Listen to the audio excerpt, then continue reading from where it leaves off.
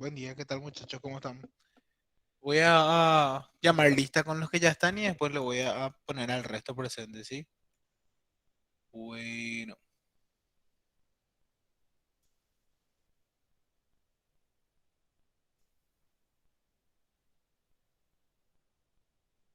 el 14.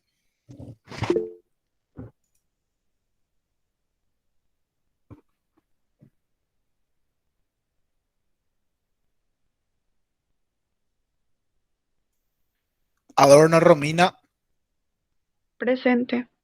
Aldama Rebeca, Presente. Aquino Sonia, Presente, Aguadre Canela, presente, A- Austen Annelies,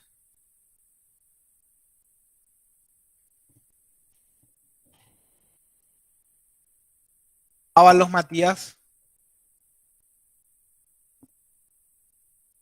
Atilana Renzo, Presente.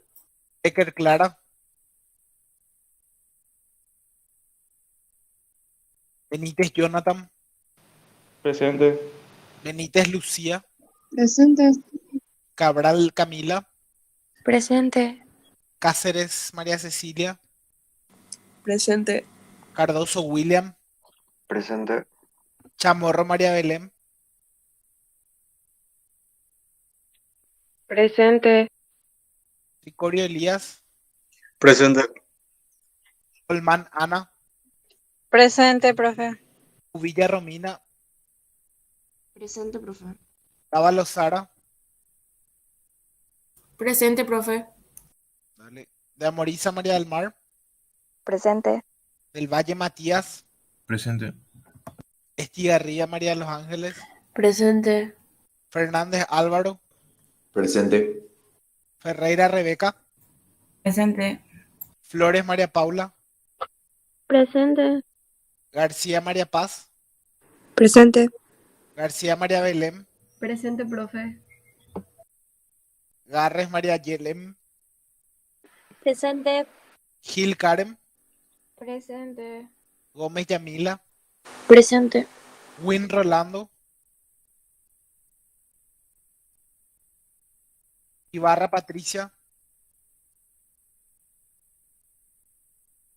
Infran Ornella, Infram, Hugo Se Jessica, escribió en el chat Insfran, profe. dale, Hugo Jessica, Areco Alejandro, Presente. Martínez Karina, Presente. Mercado Rocío, presente, Molas Brian, Presente. Monje José Carlos, Presente. Montiel Aldo, Presente. Mora José Fabricio,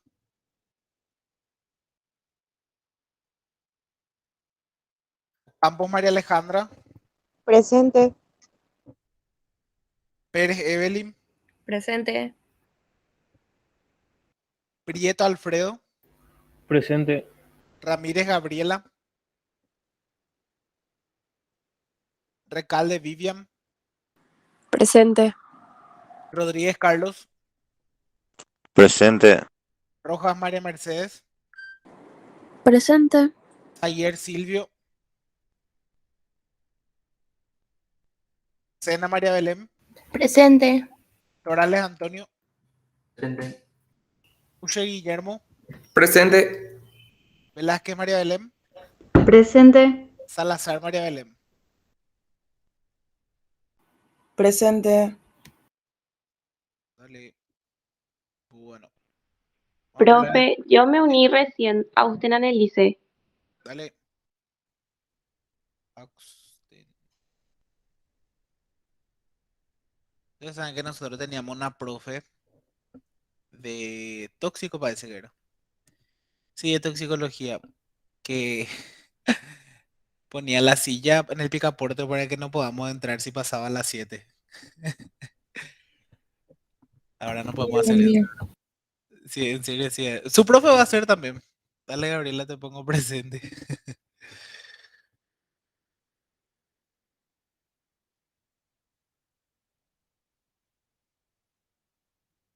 Mar Buen Ramírez. día, profe. Yo también acabo de entrar. Dale, decime tu apellido, ¿sí? Porque estoy en la lista, ahora no veo quién es lo que me está hablando. Sí. Becker, Clara. Dale, Clara.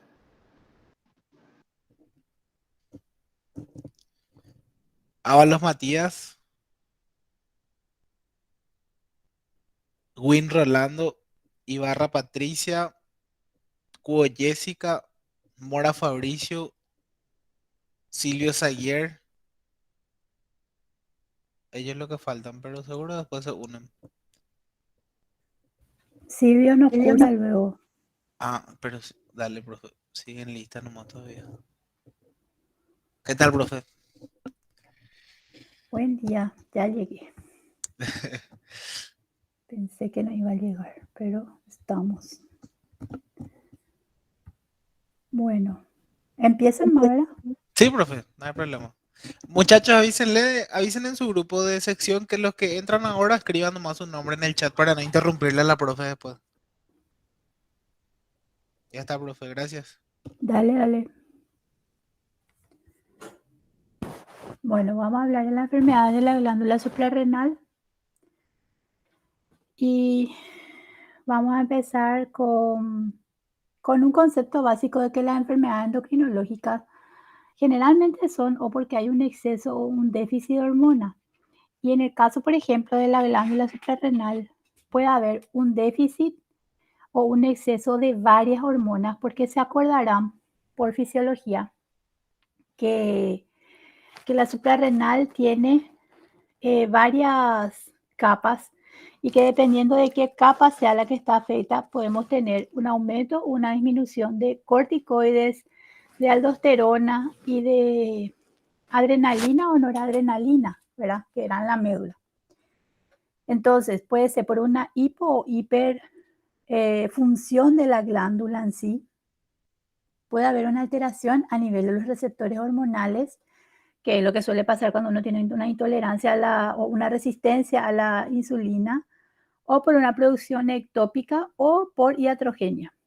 La producción ectópica podría ser, por ejemplo, un síndrome paraneoplásico, que un tumor esté secretando hormonas que no tienen por qué secretar. Y la iatrogenia es algo causado por el ser humano. Por ejemplo, el consumo inadecuado o exagerado de glucocorticoides, ¿verdad? Entonces, esto es para recordar un poco al señor Cushing, que fue un médico neurocirujano que se dedicó mucho al tema de la investigación y que justamente es uno de los que describió una de las patologías que hoy vamos a estar desarrollando, que es el síndrome de Cushing, que se suele ver sobre todo por un excesivo aumento de secreción de glucocorticoides.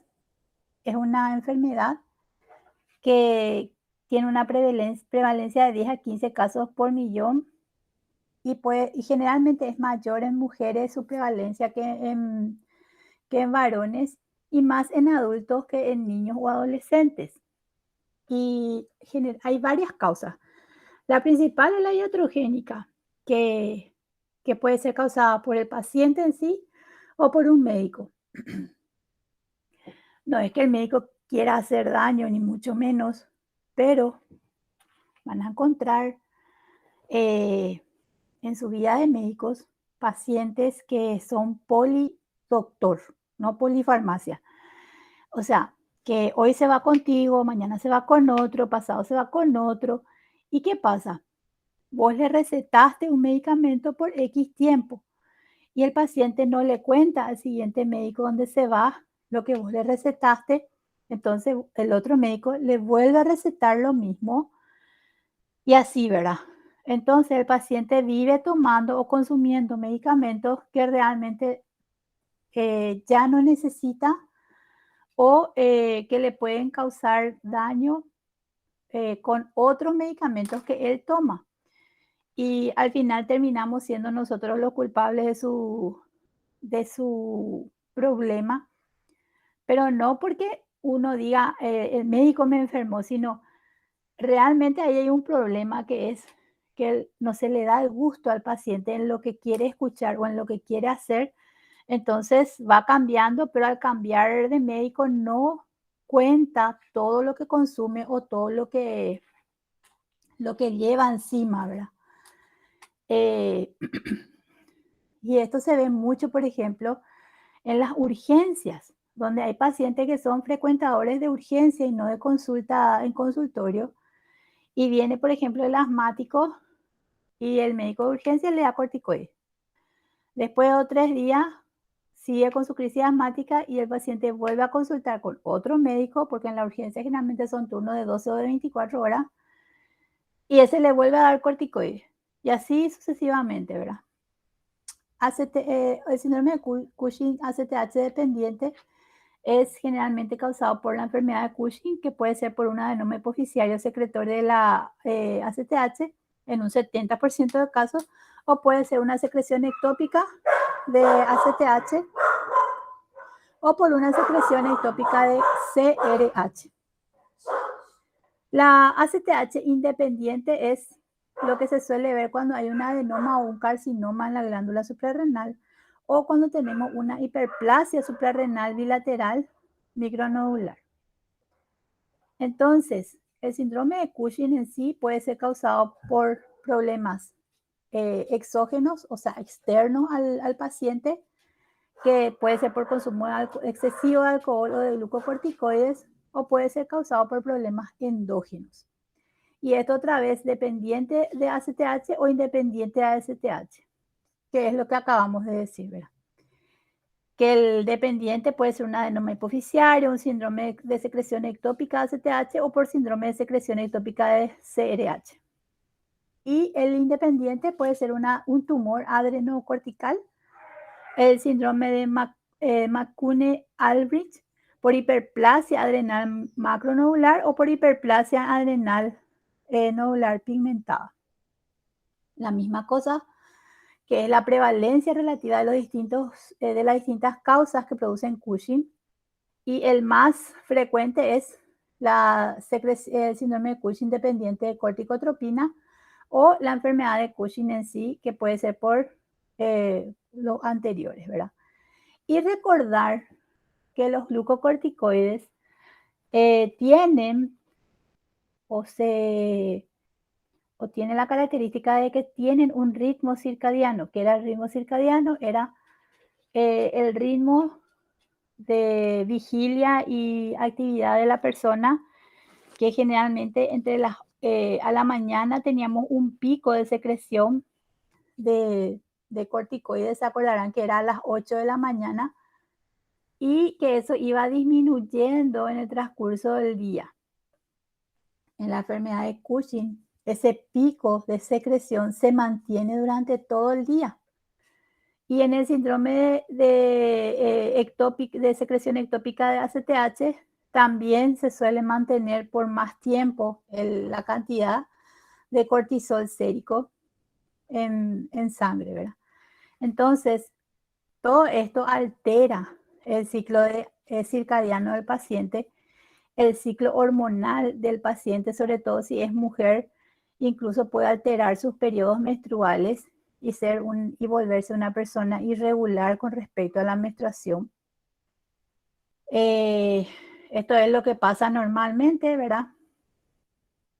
Que el hipotálamo libera la hormona liberadora corticotropina, estimula a la hipófisis para liberación de ACTH, y esto estimula la suprarrenal para la liberación de cortisol, que cuando está en exceso por retroalimentación negativa frena la liberación de estos otros dos. Pero cuando tenemos una secreción ectópica de ACTH, entonces el cortisol que empieza a aumentar, él hace una retroalimentación negativa a nivel de la hipófisis y del hipotálamo, pero no a nivel de del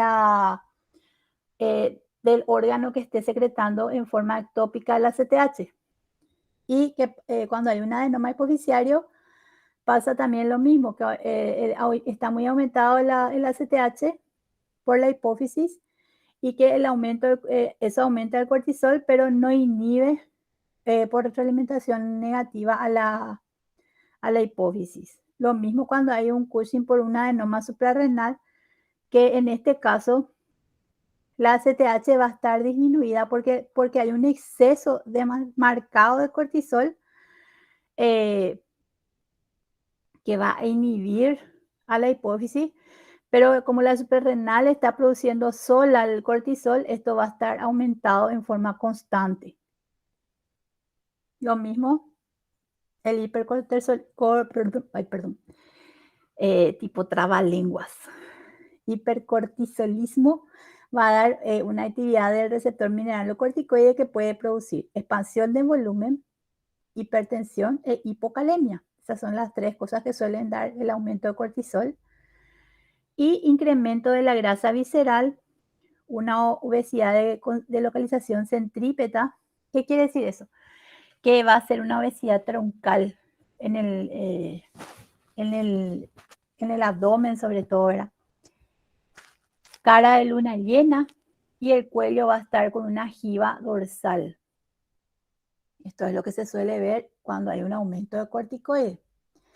Esto también produce una activación de los receptores de los glucocorticoides que a nivel de la glicemia van a dar. Y una diabetes por intolerancia a la glucosa, va a haber una debilidad muscular, la piel va a estar adelgazada, vamos a tener estrías rojo-vinosas y trastornos neuropsiquiátricos. ¿Por qué vamos a ver todo esto a nivel de los tejidos muscular y celular subcutáneo? Porque se acordarán que el corticoide era un antiinflamatorio neto y producía inhibición o disminución de la formación nueva de colágeno o pérdida de la producción nueva de proteína que hacía que la matriz de la piel esté bien, ¿verdad? Entonces vamos a tener una debilidad o un adelgazamiento de la piel, por eso la piel va a estar adelgazada y fina. Se va a romper luego con estrías rojo-vinosas esa piel porque no va a haber colágeno. Podemos tener trastornos neuropsiquiátricos a nivel central y también ese hipercortisolismo. Se acordarán que va a dar un exceso de andrógenos y este exceso de andrógenos, sobre todo en la mujer, va a dar hirsutismo, que es la aparición de vello, donde normalmente la mujer no tiene, que es en la cara, ¿verdad? Va a tener barba, bigote exagerado, o a nivel de las patillas también van a ver como que hay mucho pelo. Puede aparecer pelo en el pecho o en la línea media del abdomen, ¿verdad? Un exceso de pelo y trastornos menstruales a nivel en la parte ginecológica porque hay un exceso de andrógeno y eso nos va a llevar a un exceso al haber un exceso de andrógeno, una alteración o una disminución del efecto de los estrógenos y los progestágenos y nos va a llevar a una amenorrea secundaria. ¿Secundaria a qué? Al hipercortisolismo. Profe, tengo una consulta ahí. Sí. Profe, ¿qué tipo de trastorno neuropsiquiátrico se podría presentar? Y pueden tener psicosis, depresión, trastorno de ansiedad, problemas de cambios de conducta, múltiples trastornos te puede dar por alteración del corticoide y del ciclo circadiano, y estas personas también suelen tener insomnio, porque al alterar el ciclo circadiano, no solamente se altera la liberación de cortisol, sino también el ciclo de sueño. Entonces, y acuérdense que cuando no dormimos bien, lo estamos re felices, ¿verdad? Por no decir que estamos SULO, ¿verdad? Pero eso aparte. Bueno, y eso es lo que se suele ver El motivo de consulta de esta gente suele ser que empiezan a tener un aumento de peso, sobre todo a nivel central. O sea, les crece la panza o empiezan a aparecer esas estrías que les dije, rojo vinosa. Hay debilidad muscular porque hay una disminución de la producción de las proteínas de la musculatura y pérdida de la masa muscular. Como hay una hipopotasemia, el paciente está asténico, cansado. Como les dije, puede haber depresión, psicosis, ansiedad, el hirsutismo, que es el pelo en forma normal. Puede haber fracturas patológicas, irregularidad menstrual como la menorrea. Y puede haber poliuria, polidipsia y polifagia, porque también como da una intolerancia una resistencia a la glucosa, entonces nos da una diabetes secundaria. De hecho que el exceso de glucosa el exceso de corticoides en sangre o de glucocorticoides en sangre en un paciente diabético lo eleva mucho el azúcar, que fue una de las complicaciones que tuvimos en el COVID con los diabéticos, porque los pacientes diabéticos, o sea, a todo había que hacerle corticoides, ¿verdad? Porque es uno de los principales pilares del tratamiento del COVID, hacer una inhibición o cortar, vamos a decir, la inflamación causada por la tormenta de citoquinas. En esta imagen pueden ver la obesidad central, cómo está expuesta, la cara de luna llena y la jiba, que como si fuese que tienen se junta el cuello con la espalda, ¿verdad? Entonces, otra cosa que vamos a encontrar es hipertensión arterial por un aumento de la resistencia periférica, un aumento de la retención de sodio y del líquido. El índice de masa corporal va a estar aumentado. Acuérdense que índice de masa corporal más de 25 a 30 es sobrepeso. Y hablamos de obesidad cuando el índice de masa corporal es mayor a 30. Dependiendo de cuánto es tu índice de masa corporal, vas a hablar de obesidad tipo 1, 2 o 3. O sea, por ejemplo, cuando es de 30 a 35, de tipo, creo que ya era tipo 2. De 28 a 30 creo que era tipo 1, algo así, ¿verdad? Lo que sí que recordar que el perímetro de la cintura va a estar muy aumentado y el síntoma más frecuente, como dije, es la obesidad progresiva de distribución centrípeta, afectando a la cara, el cuello, el tronco, y suele respetar las extremidades, son finitas, no están engrosadas ni gordas, y se suele ver una atrofia muscular marcada en las extremidades. Y van a ver también otra característica de estos pacientes, es que sus dedos se afinan. Tienen la piel súper fina y se afinan los dedos. Entonces, en la cara tenemos la facies de luna llena, que es por la acumulación de grasa facial y cérvico-torácica. Y vamos a encontrar plétora en las mejillas. ¿Qué quiere decir plétora? O sea, que están muy rosada la cara, ¿verdad? Las mejillas están muy rosadas. Y en la cara anterior del cuello y en la zona torácica, foto expuesta, vamos a ver también como que está manchado.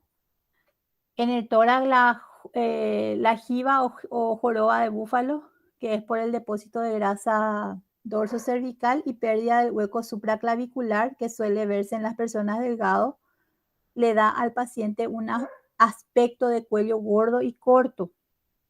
Y esta es la estría que se ve porque rojo vinoso, porque se rompe la piel en esa parte debido a la como es que les dije, a la pérdida de la producción del colágeno.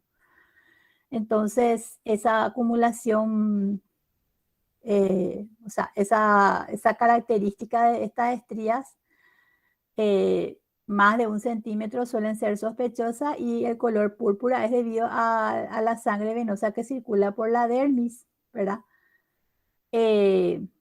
Otras cosas que se suele ver es acné, foliculitis o lesiones a nivel de la piel, la foliculitis es la inflamación del folículo piloso. el hirsutismo, la fragilidad capilar, podemos tener equimosis, la piel, como les dije, está adelgazada. Y algo importante que a nivel osteomuscular, como los corticoides disminuyen la absorción de calcio y producen un aumento de la resorción ósea.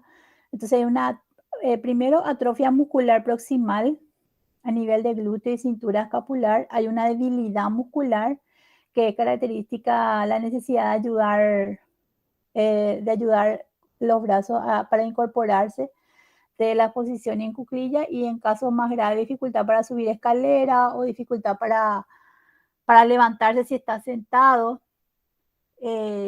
¿Por qué? Porque, como les dije, hay una proteólisis de actina, miosina, colágeno, y va a haber fracturas patológicas porque hay como una osteoporosis por esa disminución de la absorción de calcio y resorción ósea. Los cuadros clínicos, o sea, los signos y síntomas más frecuentes que van a encontrar son estos, que son la obesidad, la cara de luna llena, la fatiga, debilidad, la hipertensión, intolerancia a la glucosa o diabetes. Luego ya los trastornos psiquiátricos no, puede ser que se presenten como que no. Trastornos menstruales sí se suelen presentar con frecuencia, osteoporosis en forma temprana, las estrías que son así bien gruesas. Esas estrías solemos tener las mujeres durante el embarazo y después de tener el bebé, eso se va recuperando, pero no es que te desaparece la estría. Pero una persona que nunca tuvo estría, que empieza a aparecer estrías gruesas de color rojo vinoso, hay que pensar en esto. Cambios en la personalidad, como les dije, que el paciente esté teniendo psicosis, depresión, trastorno obsesivo compulsivo, maníaco, la fragilidad capilar que nos va a dar equimosis o petequias o moretones, edema y poliuria, polidipsia que podemos encontrar. Esto es prácticamente para que acá ven, por ejemplo, el acné o la foliculitis, ¿verdad? Las estrías, la jiba, la glicemia elevada, la osteoporosis, la cara de luna llena, que es lo que vemos en estos pacientes. ¿Y cómo se va a manifestar? Por debilidad muscular proximal, osteoporosis, fracturas, los hematomas, estrías, cuesta que se cicatricen las heridas porque al no haber ese colágeno y esa matriz de la epidermis, entonces la piel está tan adelgazada que si ustedes tienen un corte y uno trata de suturar, como que no prende esa sutura o no hay una buena cicatrización. Todo por la atrofia y el adelgazamiento de la epidermis. Esto es para ver qué es lo que vemos, la osteoporosis, prácticamente todo esto que está luego en el PPT que ustedes tienen en el Classroom, ¿verdad? Es un recuerdo nomás otra vez de todo lo que ya dije. Y eso era con respecto al aumento de glucocorticoides que nos produce el síndrome de Cushing, ¿verdad? Después tenemos el hiperaldosteronismo, que es un aumento de la aldosterona, que era el mineralocorticoide, que puede ser primario o secundario.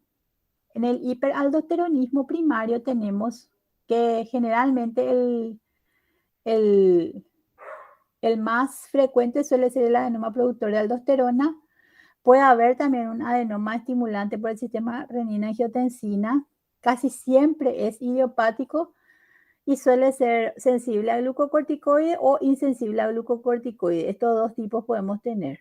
Otra causa puede ser carcinomas o síndromes paraneoplásicos, o sea, secreción ectópica también, o producción ectópica de la aldosterona. ¿Y qué es lo que me va a dar un exceso de aldosterona? Pues principalmente, como la aldosterona se encargaba de regular el medio interno con respecto a la presión y a la volemia, me va a dar una hipertensión arterial y en un 80 o 90% de los casos va a haber hipopotasemia. Puede haber dolores de cabeza, poliuria, polidipsia nocturna, porque hay una hipertensión arterial, debilidad muscular por la hipopotasemia, puede haber parálisis y arritmia, por todo eso por debido a la pérdida renal de potasio. Entonces, el exceso de mineralocorticoides, específicamente de aldosterona causado por un adenoma renal, va a dar un aumento, una pérdida renal de potasio con cambio en la relación de potasio en la orina y en la sangre.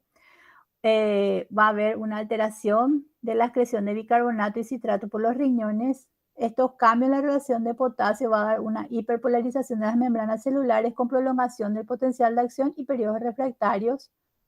Y el paciente va a estar con fatiga, debilidad muscular, calambres. Puede haber un aumento del automatismo y la excitabilidad cardíaca, llevando a arritmias. Y todo esto, el aumento de la secreción de bicarbonato y citrato por los riñones va a dar un aumento de la producción de amonio para tratar de compensar. Y eso me va a llevar a un aumento de la secreción de protones con siguiente alcalosis metabólica. Eso es con respecto al hiperaldosteronismo, sobre todo primario. Y después tenemos la insuficiencia suprarrenal. Acá no es que se produce en exceso ni aldosterona ni corticoides. Acá no se produce nada. Hay una deficiencia de la secreción de hormonas de la corteza y los glucocorticoides pueden estar asociados o no a esta deficiencia. La insuficiencia suprarrenal, entonces, es la producción deficiente de corticoides con o sin producción deficiente de mineralocorticoides por destrucción o disfunción de la glándula suprarrenal y puede ser causado generalmente por enfermedad a nivel de la suprarrenal que destruye más del 90% de la corteza. A eso se conoce como enfermedad de Addison. Puede ser por enfermedad hipotalámica o hipofisiaria que ocasione un déficit en la producción de ACTH o de CRH. Y puede ser también por una supresión prolongada del eje hipotálamo hipofisiario adrenal con disminución por la administración exógena de los corticoides. Perdón.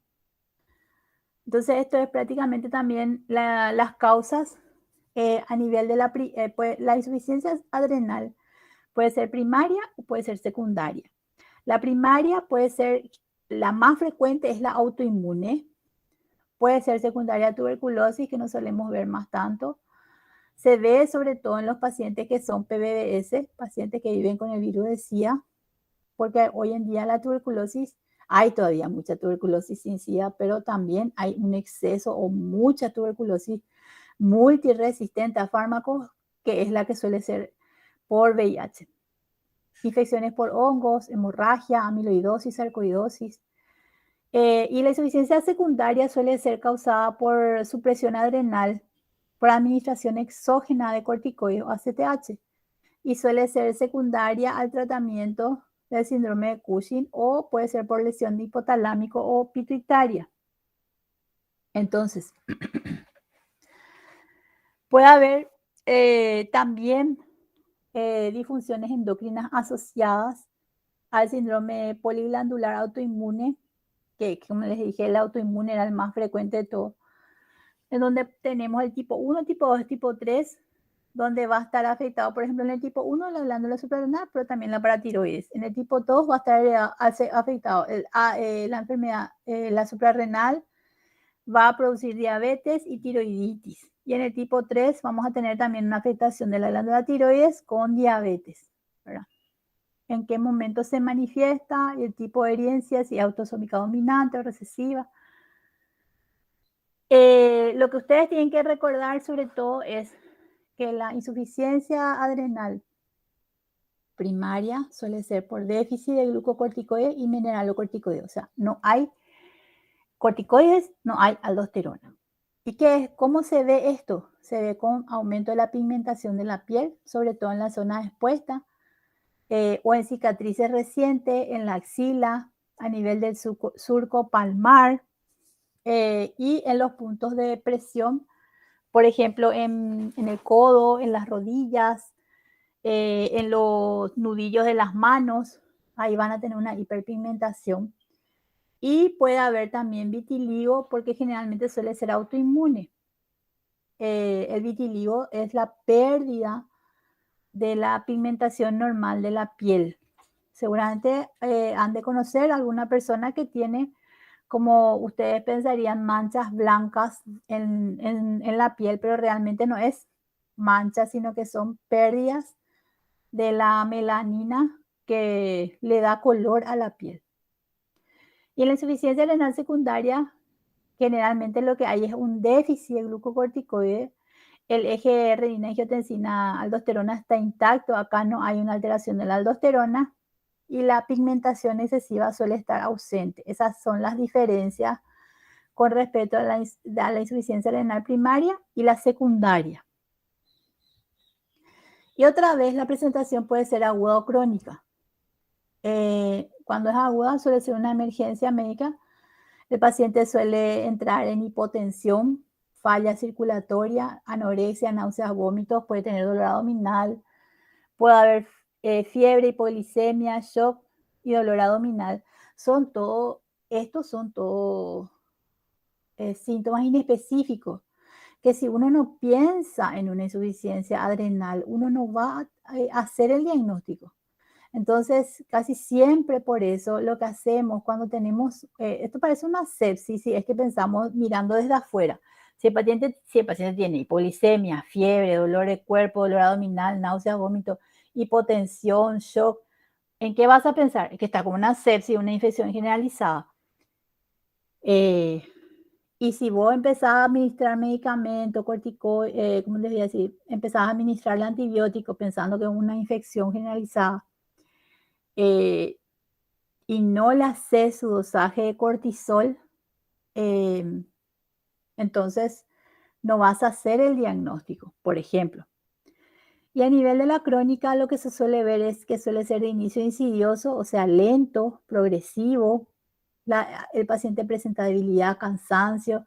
También hay náuseas, vómitos, dolor abdominal. Puede haber sobre todo calambres musculares, artralgia, hipotensión postural, que era que se acuerdan que el paciente o se levantaba o se sentaba en forma brusca y se mareaba no hace falta ni que sea brusco. El solo hecho de sentarte en la cama o de sentado pararse se desvanece o se cae, ¿verdad? Y algo interesante es que en la crónica el paciente tiene deseo de comer sal, hay pérdida de la secreción andrógena y también hay síntomas psiquiátricos. El motivo de consulta suele ser debilidad y cansancio progresivo. Los síntomas son compatibles con hipoglicemia, mareos, pérdida de peso, y suele haber siempre malestar abdominal, sobre todo dolor, náuseas y vómitos. Y interesante es esto, la avidez por comer sal, ¿verdad? Acá vemos la frecuencia de estos síntomas. La debilidad está siempre, la pigmentación de la piel, pérdida de peso, anorexia, náuseas, vómitos, pigmentación de las membranas mucosas, dolores abdominales, diarrea y síncope. Y recuerden siempre que cuando empiezan a ver la pigmentación aumentada del cuerpo, van a pensar en que en primaria o en secundaria. Primaria. En primaria, muy bien. Excelente. Y recuerden que va a haber una hiperpigmentación, no solo de la axila o del surco palmar, sino también de las mucosas. Acá no se ve bien, pero esta paciente tiene ese melasma, le decimos, que es la coloración o pigmentación aumentada en el rostro. Eso se suele ver en algunas mujeres cuando se embarazan, el aumento de la pigmentación en el rostro, ¿verdad? En el laboratorio que vamos a tener hiponatremia, que se suele ver en el 90% de la primaria, hipercalemia, aumento del potasio, se suele ver en un 65% en la primaria, aumento de la urea, aumento de las transaminasas, que suele ser reversible una vez que se revierte o o que se le administra corticoide al paciente, esto mejora. Y puede haber hipercalcemia en un porcentaje mínimo. Entonces, en la insuficiencia adrenal vamos a tener disminución de la actividad de los estrógenos y andrógenos y esto me va a llevar a infertilidad, amenorrea, impotencia en el varón. Disminución de la actividad mineralocorticoide me va a llevar a una disminución en la producción de aldosterona y esa disminución en la producción de aldosterona me va a dar una disminución de la reabsorción de sodio y agua con hiponatremia y hipovolemia consecuente a hipotensión arterial. Esa hiponatremia me puede llevar, sobre todo si es aguda, me va a dar edema cerebral con coma, convulsiones o delirio. Pero si es algo progresivo, va a haber los osmolitos o idiosmoles que van a ayudar a que esto no sea tan brusco, ¿verdad? Vamos a tener una disminución como va a haber una disminución de la actividad mineralocorticoide y de la aldosterona, va a haber una disminución de la excreción de potasio y eso me va a llevar a una hiperpotasemia. Entonces, sobre todo en la primaria, ¿verdad? ¿Cuáles son las causas? Generalmente, la disminución de la actividad glucocorticoide va a producir una disminución de la producción de cortisol que me va a dar una disminución de la acidez gástrica y eso me va a producir dolor abdominal, náuseas, vómito, acidez, ¿verdad? Un aumento a la sensibilidad a la insulina me puede dar alteración de la gluconeogénesis hepática y como hay un aumento de la sensibilidad, voy a tener hipoglicemia o síntomas de hipoglicemia. También voy a tener, como hay una disminución de la actividad glucocorticoide, disminución de la producción de hormonas en general con infertilidad, amenorrea e impotencia.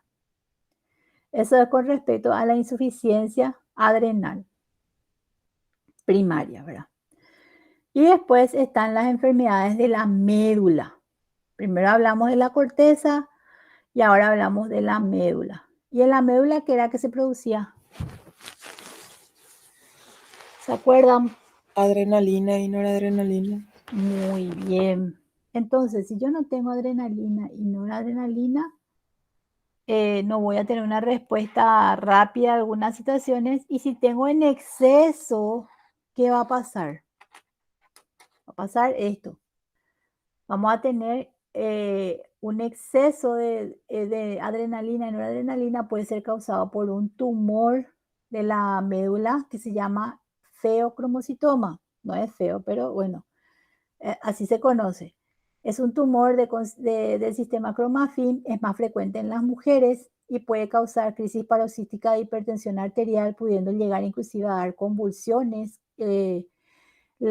Los principales mediadores son las catecolaminas, o sea, el exceso de adrenalina y noradrenalina que van a dar sobre todo mucho dolor de cabeza, sudoración, palpitaciones, aprensión, enrojecimiento facial, vómitos, incluso puede dar convulsiones.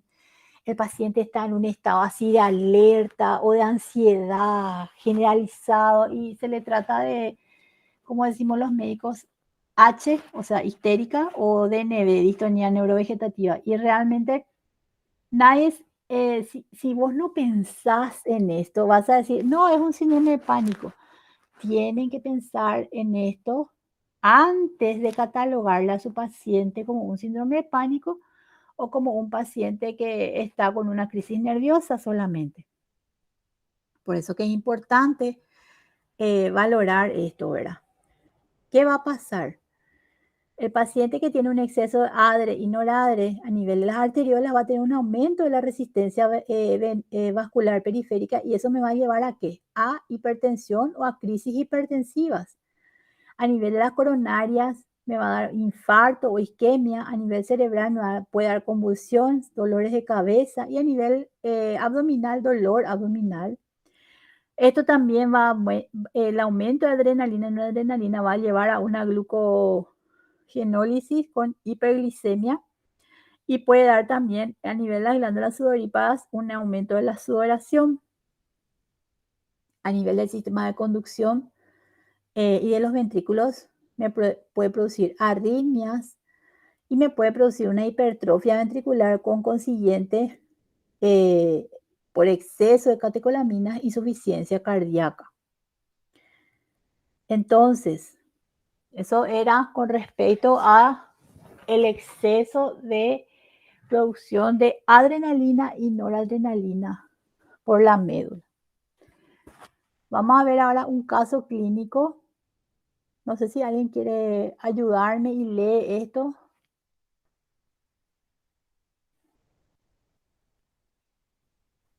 Yo leo.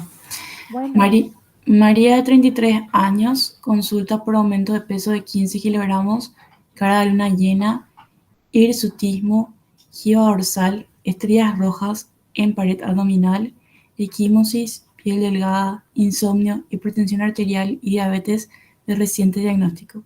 En el laboratorio tenemos una hemoglobina de 14 miligramos por decilitros, leucocitos de 8.900 miligramos por decilitros, glucosa de 182 miligramos por decilitros, creatinina 1 miligramo por decilitro, sodio 140 miligramos por decilitro, potasio 2,9 miligramos por decilitro, cortisol en la orina de 24 horas, 1000 nanomol por día, el valor normal es de 10 a 100 y la ACTH tenemos 22 y el valor normal es de 1 al 10. Que llama la atención. ¿Qué te llama la atención, Rebeca? Y que tiene todos los signos que citamos de lo que sería el síndrome de Cushing. La cara de luna llena, el aumento de peso, el hirsutismo, el pelo en zonas donde tenía que tener, todo eso. Bueno. Y usted piensa que un síndrome de Cushing iatrogénico, ACTH dependiente o independiente.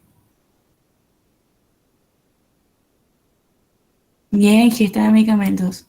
Y su abuela es diabética. Entonces no puede ser iatrogénico porque ella no está consumiendo nada. Y es ACTH dependiente porque el valor está elevado. ¿De qué? De ACTH. De la ACTH. Sí.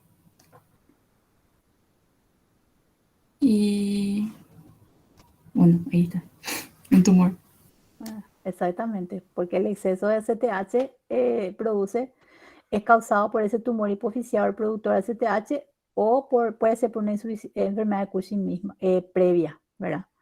¿Se acuerdan que le dije que la enfermedad de Cushing puede desencadenar, la enfermedad de Addison o el tratamiento puede llevarnos a Cushing también? O viceversa, ¿verdad? Todo un tema. Bueno. Entonces, ¿se acuerdan por qué esta paciente tiene la piel delgada y las estrías rojas en el abdomen? ¿Por un aumento de peso y obesidad o por pérdida de colágeno y tejido conjuntivo? ¿Cuál de los dos sería?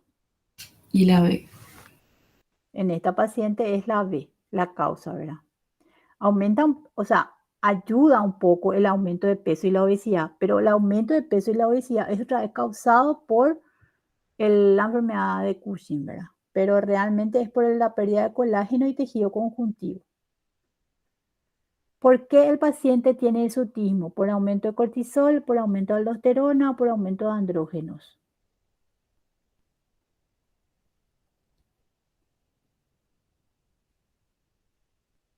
¿Puede ser por aumento de andrógenos, profe? Puede ser por aumento de andrógenos, pero ¿qué es lo que te llevó a que aumenten los andrógenos? El aumento de cortisol. Exactamente, ¿verdad?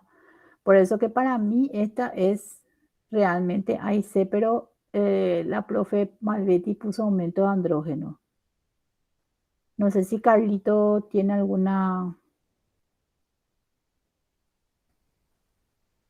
algún comentario. Para mí también que tendría que estar involucrado ahí el cortisol, la verdad. Porque viste que es el exceso va a estar aumentado el andrógeno por el exceso de cortisol, digo yo, ¿verdad? No sé, aparte. Profe, ¿puede ser que no te pregunto solamente lo del hirsutismo? Puede ser por eso, o sea, si se refiere al hirsutismo solo, es por andrógeno, pero si pensamos en el contexto de la enfermedad de Cushing, o sea, ahí lo que no es muy clara si es en el contexto de la enfermedad de Cushing, es los dos, pero si es pensando solo en el hirsutismo, está bien, como vos decís, plantear que sea solo por andrógenos, ¿verdad? ¿Y por qué la paciente tiene diabetes? Porque su abuela era diabética, porque está muy nerviosa, eso le sube la glucosa, por aumento de gluconeogénesis, por resistencia a la insulina. Podría ser 6D, profe. Podría ser, es excelente, porque hay una resistencia y por el aumento de la gluconeogénesis. Dice, marque la respuesta que explica la expansión de volumen y la hipertensión y la hipocalemia en esta paciente, el bajo potasio, ¿verdad? Por aumento de renina, por aumento del angiotensinógeno y la angiotensina 2, por aumento del endotelina o por activación del receptor mineralocorticoide. ¿Cuál les parece que es? La D, profe. Me voy a sacar un poco mi auricular porque me va a reventar mi oído un ratito.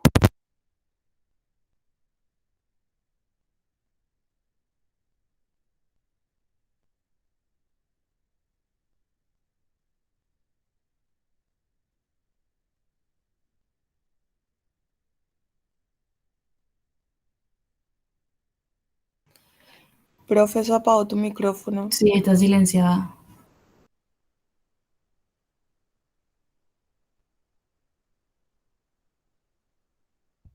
Ahí ya hablo raro, ¿verdad? Ahí Sí, sí, ahora profe. sí. Bueno, mi auricular con me aprieta, luego que da gusto. Entonces dice, la 11-beta hidrosteroide deshidrogenasa tipo 2 metaboliza el cortisol a cortisona. Pero cuando los niveles de cortisol son muy altos, se retira el efecto protector y se activa al receptor mineralocorticoide con expansión de volumen y esto produce hipopotasemia e hipertensión por este mecanismo. Esto explica por qué algunos pacientes con hipercortisolismo tienen cifras normales de potasio en sangre. Cham, atiendan que eso, capaz que nos pregunta eso en el examen. Si es que siempre va a estar, me acuerdo lo que me parece que el año pasado preguntó, que si siempre el potasio va a estar bajo en el Cushing.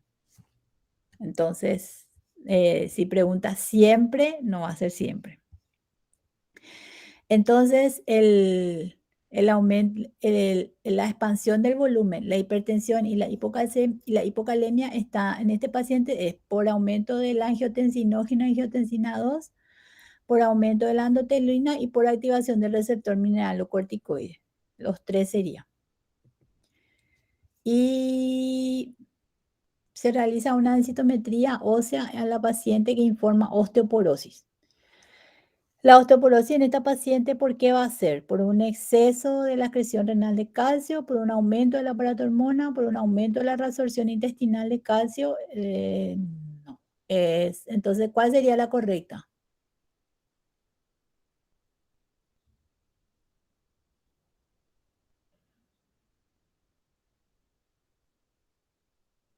Estoy en silencio otra vez.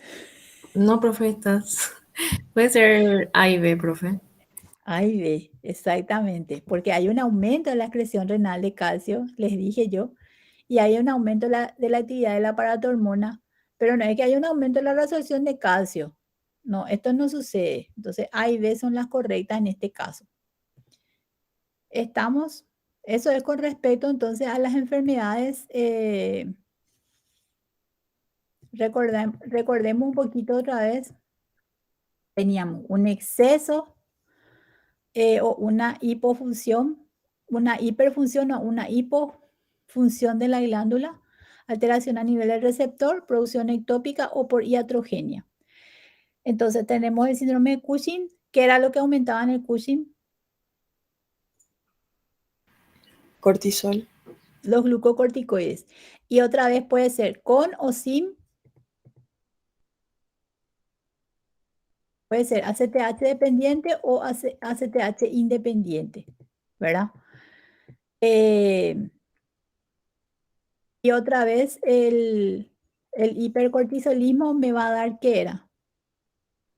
Activación de los receptores mineralocorticoides y expansión del volumen con hipertensión e hipocalemia. Por eso que el paciente está hipertenso y está con debilidad generalizada, ¿verdad?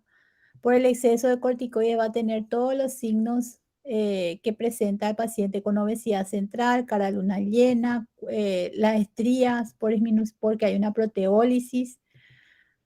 Recuerden todos estos signos y síntomas, ¿verdad?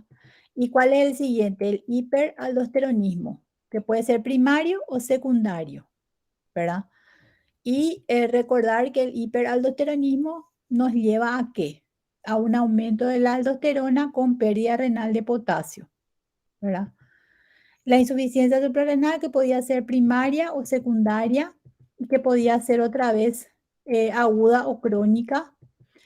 Y después teníamos las enfermedades de la médula, donde teníamos un aumento de producción de adrenalina y noradrenalina por el feocromocitoma. Que si ustedes no piensan en esto, van a tacharle o van a, ¿cómo se dice eso? Etiquetarle a su paciente de crisis de pánico o paciente H, como decimos nosotros en la urgencia, ¿verdad? Bueno, eso es con respecto entonces a la enfermedad de las glándulas suprarrenal. Para tener un poquitito, alguna consulta, alguna pregunta. Profe, ¿y por los esteronismo no se va a dar? Hipo. Ujú. Generalmente no solemos ver. Más tocamos esto que es lo que más se suele ver, ¿verdad? Que son los más frecuentes. Yo les sugiero que lean, pueden leer esto de Farreras, que está súper así bien. Harrison o McPhee. Cualquiera de los tres está bastante bien. O si quieren leer más, pueden leer 3R también. Ahí habla un poco también de lo que es la parte endocrino. Profe, ¿y todos los signos del Cushing se revierten una vez que regulas el Sí, aumento? mejora muchísimo. Mejora muchísimo. Igual que el hipotiroidismo. Cuando vos empezás a administrar la T4, mejora muchísimo ese paciente que era... No dimos lo hipotiroidismo todavía, ¿verdad? Que era que dio en el sábado diabetes. Sí, diabetes. El Cushing mejora muchísimo una vez que regulamos todo lo que es el exceso de corticoides. Así como cuando tienen, como les digo, hipotiroidismo, el paciente, les cuento nomás, hace un mes vino una señora, le trajo una de mis residentes, le dijo, te voy a hacer consultar con la doctora Lorena, y le trajo, yo no soy endocrinóloga, pero como médico de familia suelo manejar de todo, ¿verdad? Y nunca he visto una TSH tan alta en mi vida. Su TSH estaba a 40 y la señora estaba súper edematosa, un edema duro, su cara estaba re hinchada. Y les digo que si no pensaba, si no tenía ese análisis, yo iba a pensar que era un Cushing, porque estaba así con esa obesidad central, cara de luna llena, sus cachetes rojos, hipertensa, una presión de 170 a 100. Si yo no tenía los laboratorios que ya le había pedido el residente, yo no iba a pensar en un, o sea, le iba a pedir también un dosaje de cortisol, ¿verdad? Y la señora, de hecho que le pedí yo después, ¿verdad? Vino con su cortisol normal, pero ya venía con una TSH elevadísima, o sea, la paciente necesitaba la administración de T4 y volvió al mes y la señora está espléndida. Su presión se regularizó, bajó 8 kilos en un mes, su cara se deshinchó todito, duerme bien, tiene fuerza, no estaba lenta, que es una de las características del hipotiroidismo, y está súper bien la señora ahora. Por darle un ejemplo, ¿verdad? Se revierte el hipotiroidismo si administramos la T4, no así cuando es un hipotiroidismo congénito, que debemos de administrar de por vida y a veces no hay resultado, pero muchas veces sí, ¿verdad? El hipotiroidismo congénito termina en lo que se conoce como cretinismo. Eh, el Cushing también mejora muchísimo cuando es iatrogénico por administración de medicamentos. Mejora bastante. Y Pero, bueno, profe, ¿se cura luego así o mejoran los síntomas nomás? mejoran los síntomas y dependiendo de cuál es la causa, vos le vas a hacer, vas a ver por qué es la causa y ahí tenés que A o B o C tratamiento otra vez. No vamos a entrar nosotros en tratamiento. Eso van a ver más en medicina interna, en clínica médica o en patología médica, ¿verdad? Pero sí mejora muchísimo con el tratamiento. Pero siempre hay que ver la causa, Sara, porque si yo, por ejemplo, no sé la causa, eh, de balde voy a hacer un tratamiento, sino a qué le estoy apuntando. Es como querer el famoso, no sé si ustedes jugaron el gallito ciego o el tema ese de la piñata con el ojo cerrado. No sabes a qué le estás pegando. Si vos no sabes la causa, a dónde vas a apuntar.